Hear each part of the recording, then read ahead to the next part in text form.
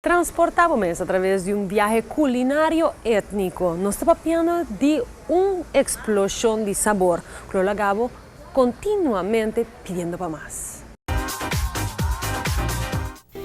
Thunder Palace, the Indian Grill House, situada na South Beach, Aruba, tem plato ng exquisito com sabor exótico, dori su plato ng único que Indian Grill House aqui tem para oferecer.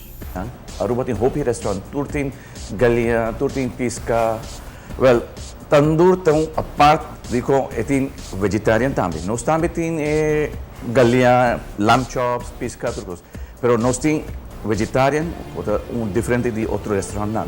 Outra walk nos menu também, assim na variedade de vegetarian nós tem bom sortido de vegetarian. Então que ni restaurante na Aruba tem variedade para nós tem para comida vegetarian. Kasi tandoor tão a parte com outro restaurante não. Tandoor Palace tem a especialidade ng completamente gluten-free. Plus we have gluten-free.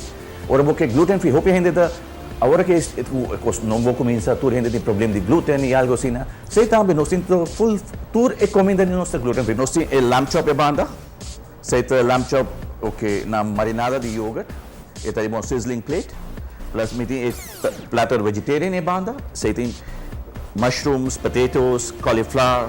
Sei arriba grill. Sei hope bom para a saúde e não tem ni fat nada. É grill so. Nós temos dois locations, um na Taj Mahal, outro na Tandoor.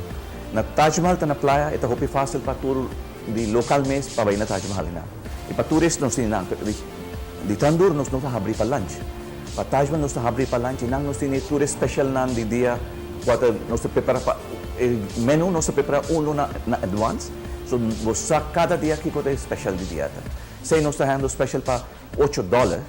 Quatro just 4 flori, butahan pang, arroz e de galinha of verdura. E platter não está trabajando. E platter não está haciendo tour de $8. Thunder Palace, situada na South Beach, Aruba, arriba Hard Rock Cafe. Abre de 6 horas, de 10 horas de noite, tour dia. Bing saborear ng buffet all you can eat pa $20 so. Riba já sabra, cucha domingo.